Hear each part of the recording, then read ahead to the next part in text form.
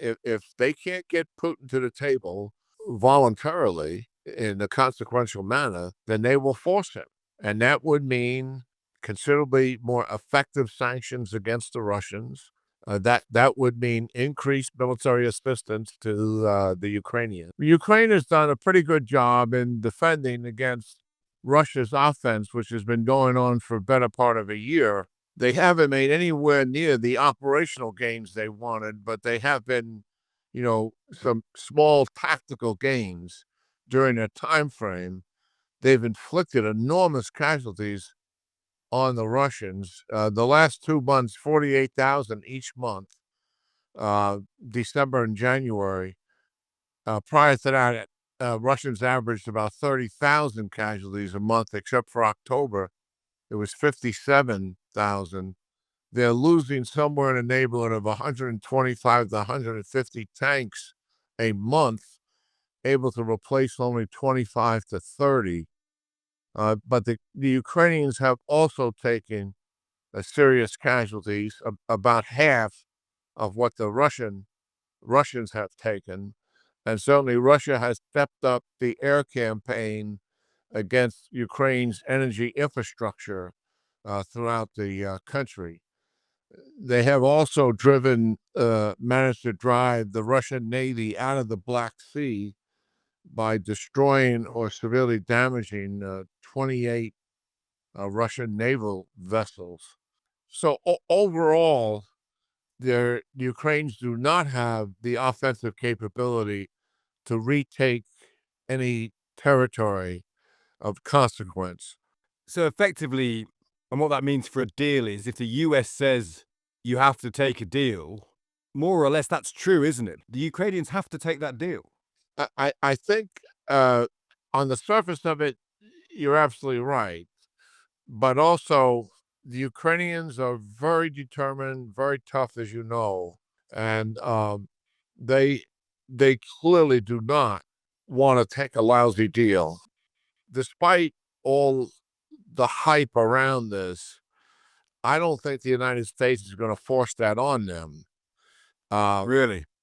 No, I mean, they have been giving some pretty good assurances from the president himself after he talked to Putin, and also from Senator Marco Rubio and J.D. Vance.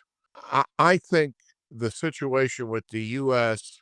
wanting to have a deal, but at the same time wanting to protect Ukraine's sovereignty and independence as an enduring objective is very real. What do you make of the fact that it looks like the morality of this as a soldier, General, of the Ukrainians valiantly battling for 3 years to defend themselves, the US helping them, then Trump coming in over their heads talking to Putin, reports that he just wants their mineral wealth, just wants to get paid back for all the support that the US had done, and doesn't appear to care vastly about European security anymore. Is there a moral question to be answered here, or do you think that's part of the general hype around all this? Well, I think the frustration that the incoming administration feels is that the Biden administration never gave the Ukrainians the wherewithal to, once they demonstrated their capability to have their way with the Russians, much to everyone's surprise, they never gave them the capability to succeed and actually win. And it's led to the protraction of the war.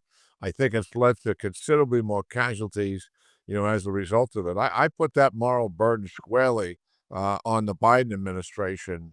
What's driving President Trump, he really wants to stop the suffering. He wants to stop the dying that's taking place.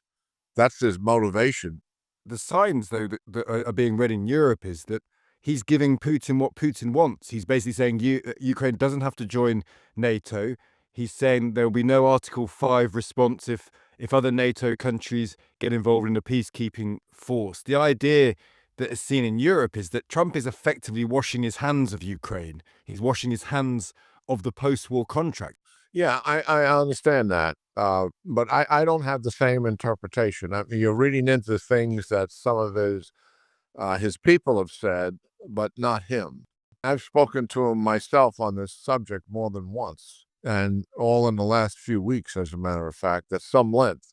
He clearly wants to protect Ukraine's independence and sovereignty, in my view. He does not believe that the Europeans have done enough. He looks at it almost the last 30 years in terms of social democratic welfare states being developed at the expense of defense and the ability to defend Europe. And as a result of that, when Russia began to take advantage, the Europeans were not in a very good position to oppose that, and as a result, they're very dependent on the United States. I just came back from Germany myself, talking to a number of senior American leaders, and they are frustrated themselves. They don't talk about it necessarily publicly, but with the capabilities of the European military capabilities, that the status of their organizations, the leadership that they're providing is frankly wanting. So what's the end game here, General, just finally? Is it that Trump, by rattling everybody a bit, wants to get to a position where there will be some US security guarantee, but Europe will have to spend more on defense and support Ukraine, but the US won't betray Ukraine and won't betray Europe? Are you as optimistic as all of that? You get a lot of circular reporting done, about statements being made and the rest of it. And I think Trump is trying to incentivize the Europeans to do more, for sure. The Secretary General has been relatively positive about this by comparison to other leaders.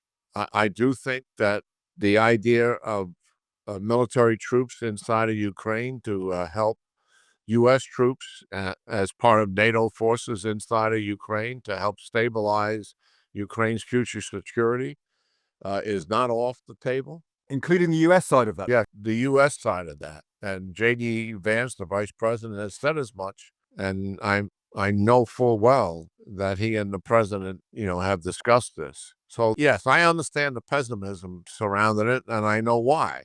But I don't share that view. Don't panic is what you're saying, General. Yeah.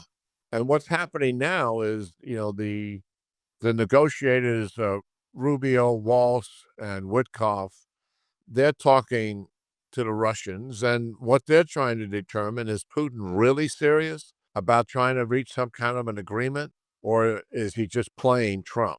That's what's taking place in Saudi Arabia. And based on the conditions that the Russians are laying down, they may not be that serious in terms of the hard line that they're taking. And what happens then? If the Russians aren't serious, and a good deal isn't possible, will Trump, do you think, have to back Ukraine and avoid a bad deal? They have already said that. I mean, if they can't get Putin to the table voluntarily in a consequential manner, then they will force him. And that would mean considerably more effective sanctions against the Russians.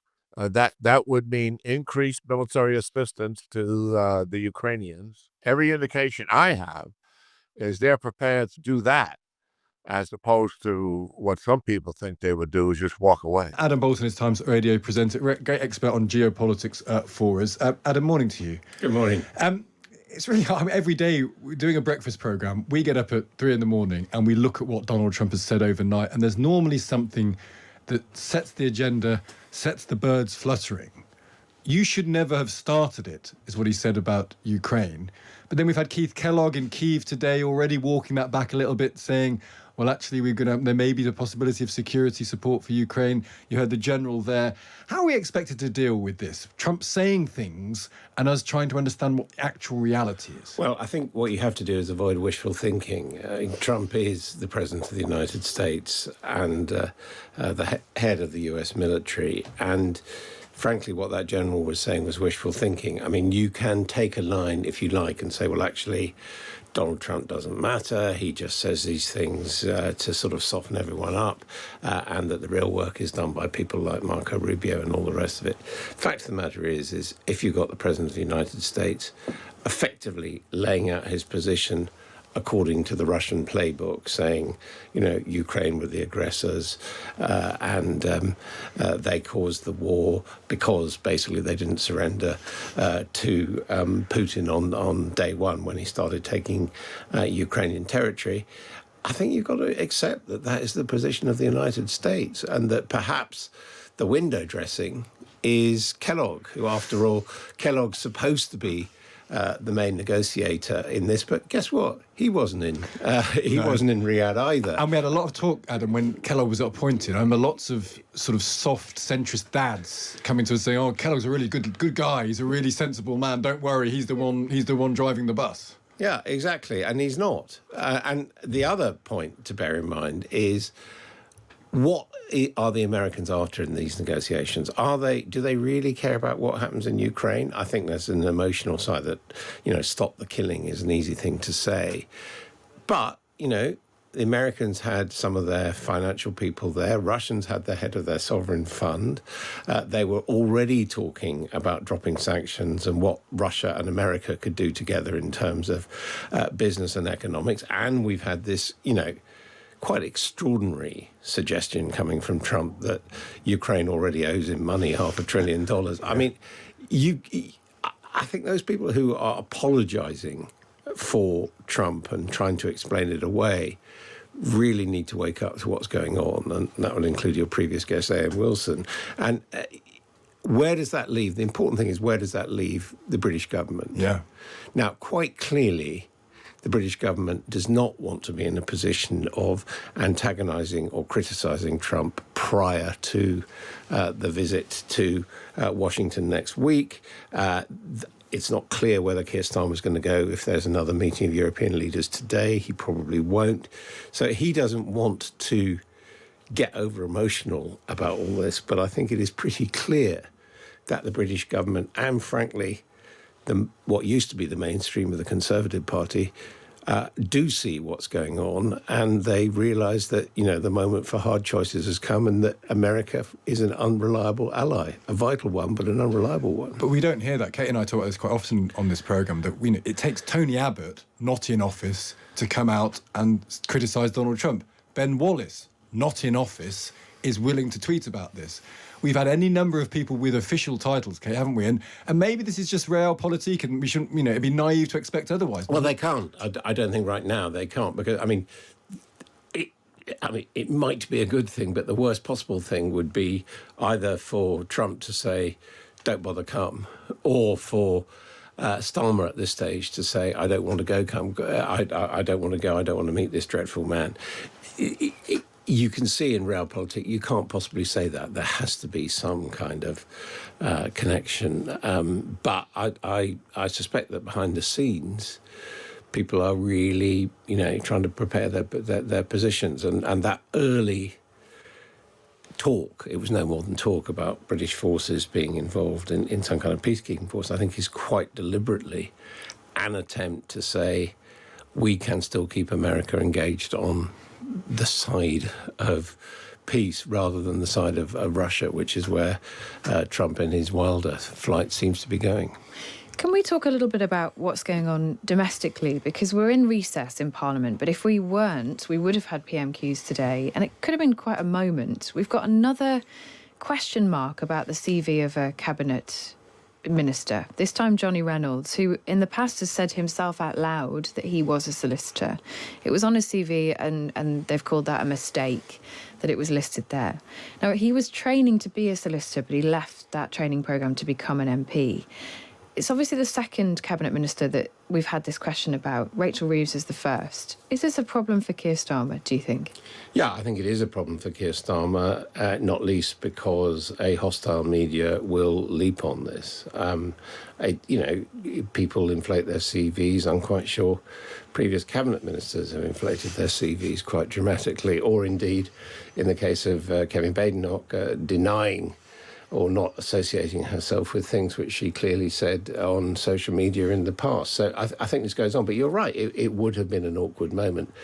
At the same time, I think anyone who is paying attention to politics would say, if question time was going to be devoted to Rachel Reeves or Johnny Reynolds' CV a time when, the whole world order has been thrown up in the air by the most powerful single politician in the world, people probably think that's not a great use of parliamentary time, and I suspect if there was Prime Minister's questions today, it might be that the person that people would be listening to, or at least playing clips of afterwards, would, surprise, surprise, be Ed Davey, the leader of the Liberal Democrats, who is one of those who sees himself prepared to call out Trump on this. I think we're going to try and get him on, because I think it's in. But again, he's not in. It's easy to do if you're the Liberal Democrats in a way. I'm not taking it away from him doing it, but his base wants him to do it. He's nowhere near government. He's not likely to be anywhere near government for the next 4 years. So it is a straightforward political decision as well as maybe being a moral response. Well, yeah. I mean, he's taken a position. I mean, what has been interesting is we've had this